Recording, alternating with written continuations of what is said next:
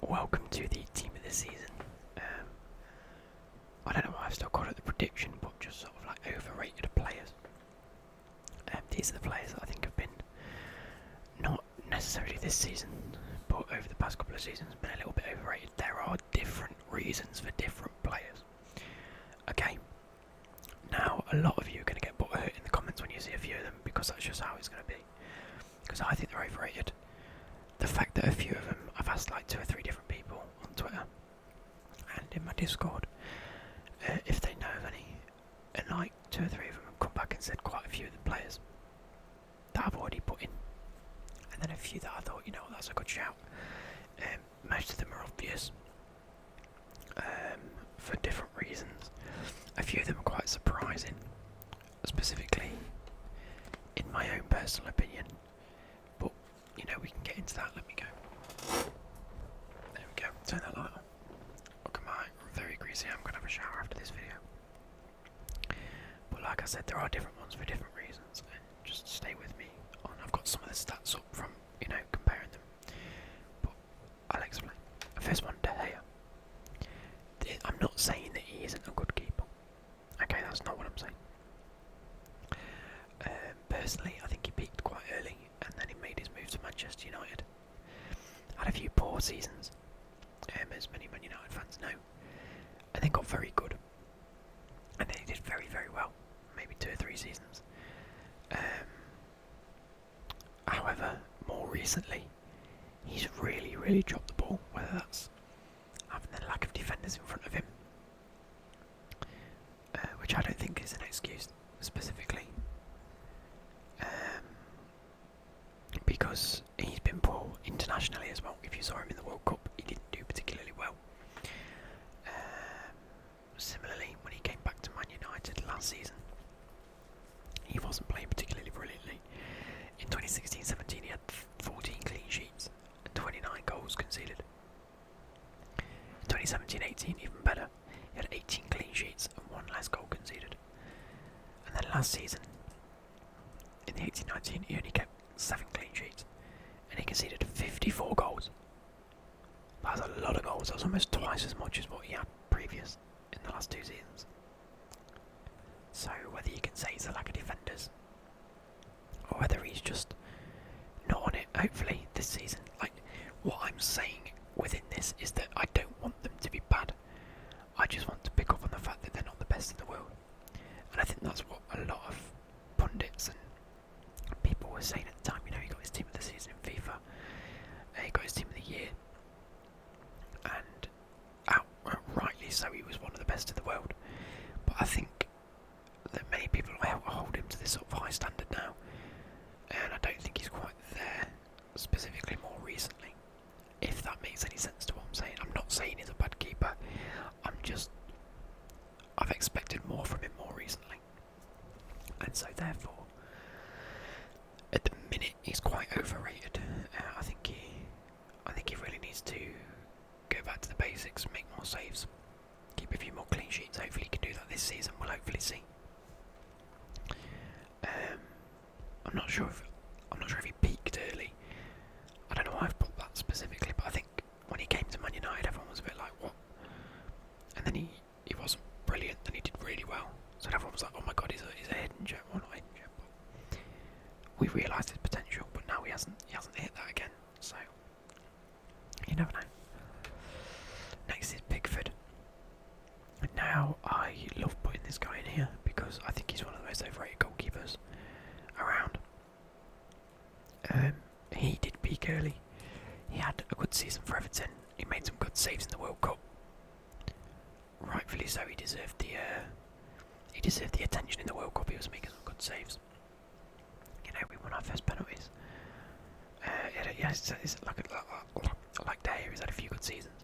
He's still very young, so he can get better. He will get more experienced, and I do think he could be a good player. But for the sake of looking at teams and looking at players, I don't think he's anywhere near the quality he should be. For the amount of games and experience he's had, his lack of statistics is poor. He's only kept 30 clean sheets in 111 matches. That's poor. has conceded 164 goals in 111 matches for Everton. That is ridiculously bad. Like, towards the end of the season, if that ratio carries on, he's looking at conceding about 230 goals in 140 matches. It's almost twice as much. It's like conceding 2 goals every game. No, he's conceding 1.5 goals every game, which is just, it's not good, especially when you think he's England's number 1. I think at the minute England have a great youth setup with bringing through some nice youth talent, as you saw in the last video. We're doing really well at the minute in terms of getting them players game time, experience, and really pushing them forward. The only area that I see lacking is goalkeeper at the minute. I don't see any one of our goalkeepers being, at the top quality, so that's a shame. Next we move on to Aspilicueta. Oh, I didn't put the Chelsea badge in. I keep making a mistake on every bloody video, don't I? Oh well. Oh, I'm not good. So, he's hit 30 years old, right? For the past couple of seasons, he's been our best player, an out-and-out player, our captain. When Cahill wasn't doing his job, Aspilicueta filled in. However, he's no longer good enough to play his position at right back or centre back. So theoretically, there isn't a place in the squad for him. I really like him. I really do like him. However, I just don't think he's there anymore. He's hit 30. He's hit prime age. You should be playing your best football in and around 28 to 31 years old. And he isn't. He's not fast enough. He lets players run around him. Doesn't perform his job. Can't even drop into the centre-back position anymore. I don't think he's tall enough nor physical enough. Yes, he can jump. Yes, he can head. But at right back, he's not good enough. And I can't wait for the day he gets benched. Hopefully, well, I think there's a stat where it's like in the last 2 seasons he hasn't missed a match. Or I think in one of the seasons he played every game, and I think he played every game last season as well. So I think he's got to a stage where he thinks my place is guaranteed. Currently Chelsea have a weaker side, and he's thinking, yeah, but I definitely get into that team, and he does. Up until Rudiger and Daniel James comes back. Not Daniel James, Reece James, sorry. So hopefully he gets a bit of a reality check and realises he needs to play for his position. Pogba. Now, I wanted to put this in because I rate him. I know in previous videos I've bashed him, but there's a reason to why I've bashed him. I do like him. I do think he can be one of the world's best. When you saw him at Juventus, I loved him. I think he was one of the best players, and rightfully so, made it into the team of the year. Rightfully so, was nominated for all these awards. Made his move back to Man United, and I think it's a story of Man United rather than Pogba at the minute, where they're taking players and they're not really pushing them to the full potential. He is only 26, there is still some time to improve, but by now, with the amount of experience and game time he's had, similar to De Gea and Pickford, he needs to be hitting that top targets. He needs to be scoring more goals, he needs to be getting more assists. I've said that, like in 2016 and 17, he had 5 goals, 4 assists. And then 6 goals, 10 assists, so he had 9, and then 16 goal contributions. Then 18-19, he had probably his better season, making 22 goal contributions with 30 goals, 9 assists. And so far in 2019-20, he's made an okay start. I'm not saying that he's overrated in the sense that, like everyone keeps saying, that he's one of the best midfielders in the world. Personally, for me, I don't think he is. I think there's quite a lot out there at the minute that are deserving of that title rather than him. And I think that's based mainly on his inconsistencies. He's very inconsistent.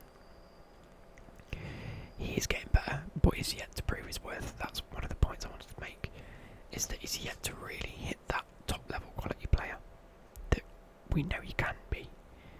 Again, and he's inconsistent. In some games he feels like he's up for it, he wants to do it, he wants to play, he's happy, bang, bang, bang, everything comes together. In the next game, he'll be like running around thinking, nah, life's easy, make a couple of passes, it'll be alright. And I think that really, really lets him down. Mahrez.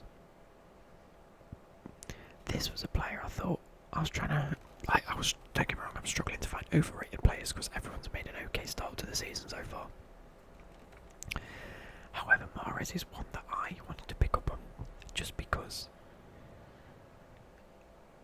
of, where he came from, what he did, what he's done. He's 28, he should be hitting his prime. I've put his attributes as being quite greedy in a sense of money and star fame and wanting to play for better clubs. There's nothing wrong with wanting to play for better clubs, you've just got to go there and prove that you're good enough to play for them. He played at Leicester and won the league with them, rightfully so. He did very, very well. Him, Kante, Vardy, all of them played out their skin and again won the league. He scored 7 goals for Man City in 27 appearances. That is not good enough from a right winger. When you see that Sterling and Sane scored goals, De Bruyne and Silva, Bernardo Silva's been scoring. Bernardo Silva was their best player last season, playing in a very similar position. Mahrez needs to be hitting that. One of the key points I wanted to make out was that he looked great and amazing in an okay team the season after Leicester won the league. Okay, I wasn't expecting him to go and win the league again. It was a miracle, it was a good thing in football. He had 9 goal contributions in the whole year. 9. That is it, 9. 6 goals, 3 assists. And had a shooting accuracy of 38%. That is woeful. Yet somehow made his move to Manchester City, in which he's been meh. He's been okay. He was made to look good in an okay team at Leicester. Yet now he's gone to Man City. He still looks okay, but in a much better team. And I think that's why he's sort of been a bit overrated.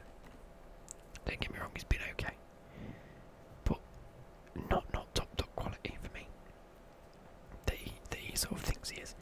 He was wanting away from Man City, I think, the middle of last year, after not making the starts and not really being in favour. And that just shows that he's a little bit greedy for that, the money and the fame, and he just wants to be the star player. And I think it would have been if he'd have stayed at Leicester, but each their own. He's earning a good wage. Next we have Dele Alli. Where do I start? I like him, don't get me wrong. I like most of the players on here. I think similar to a few players that I've also got in this list, I think that he's hit that sort of fame and first team football a little bit early. He came into it very young. He did exceptionally well. Right, and everyone was like, you know what, this guy has got talent, and he has. However, he has since dropped off the pace. He's really not contributing enough anymore compared to what he was in the space of 2015 to 2017. He's got 28 goals and 16 assists. Now from 2017 to 19, so that's 17, 18, 18 to 19 and the start of this season. So an extra 4 or 5 games. He's made half the amount of goals and only 13 assists. Yet he's older. He probably made a few more appearances. And he's just been... It makes no sense to me. He's more experienced, he's older, he's more athletic, he's probably a lot fitter. Yet he's scored less goals and less assists. So to still rate him at that level, we shouldn't do. Again, I like him. He's got years and years to get better. He's only 23. He's got another 8 years of playing Premier League football. As long as he pushes himself and reclaims his position in the squad. Because he's only made 1 appearance so far this season. Whether that's through injury, I'm not too sure. But with Eriksen wanting to leave, he needs to step up. Next we have Lingard. This one is another very obvious one. I know it's been coveted in the last couple of seasons how we treat Lingard and Pogba differently because we say Lingard's young, Pogba's older. When actually they're the same age. We've seen that's been memed enough. But I don't think Lingard's ever really found his form in the Premier League. You know, he came in at a similar time to Rashford in terms of introduction to the first team. Rashford did find his feet, scored a few, and don't get me wrong, Rashford has again been a little bit inconsistent for me, but he doesn't really make it overrated because I do think he's got the talent and he's a lot younger. Lingard's 26. Within the next 2 to 3 years, he needs to be reaching top levels, and he's not. He is more focused on his lifestyle and everything else that I don't think his heart is really in football. Does that make sense? No, I think that's a bit harsh to say, really, because a lot of these have worked hard to get where they are, and I know what it takes. But yeah, I don't see the desire in him to really want to be the first player on the pitch. Anyway, just a quick info. Last season, he made 761 passes for the position he plays, which is either as a wide man or as a cam. You need to be passing the ball a lot. You need to be passing and moving, dribbling the ball, putting the ball in the box, getting assists. So I think that's like the two main attributes for him specifically. He made 761 passes, which puts him 74th amongst midfielders. That is woeful. He also only got 2 assists last season, which puts him 45th, which again isn't brilliant. So that just shows how sort of like little he actually has in terms of impact. Next we have Iheanacho. Now this is an odd one for me. I was thinking through people and I thought, you know what? I'm not sure whether it's just me that had this preconceived thing that he was a Man City prospect. He's super young, and I think he could be a talent. Right, and I still have that sort of preconceived idea until I really looked at it. He's signed for Leicester, and I thought, wow, what's Man City done letting him go to Leicester like that? Leicester's got a huge player. You know, he could be amazing, and don't get me wrong, he still can. But looking at the stats, he has done fuck all. Even at Man City, he scored, I think it was like 8 goals in like a couple of seasons. I can't remember the stat specifically, but certainly didn't have enough of an impact as I thought he did. And so rightfully so got sold, and I thought, you know what? Do you know when sort of young prospects go to like little clubs like Leicester and go to the mid-table teams? I think, you know what, they could really have an impact and he could really help him grow as a player. This guy has scored 4 goals in 3 seasons. That is shite. He needs sacking off. That's worse than like Andy Carroll. What's he doing? He scored 16 goals in a total of 97 appearances. I don't know where that stat's come from, bear with. Let's go to Premier League stats, because I'm using the Premier League for all these stats, by the way. Let's go Premier League players. Where's Iheanacho? So, so he scored 8 goals.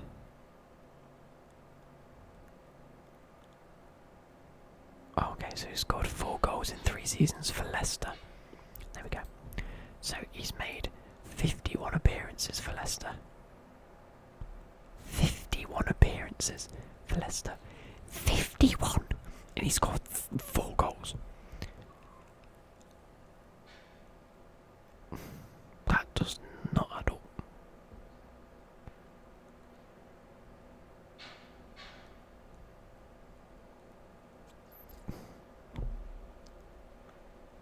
Oh no, that's the same season.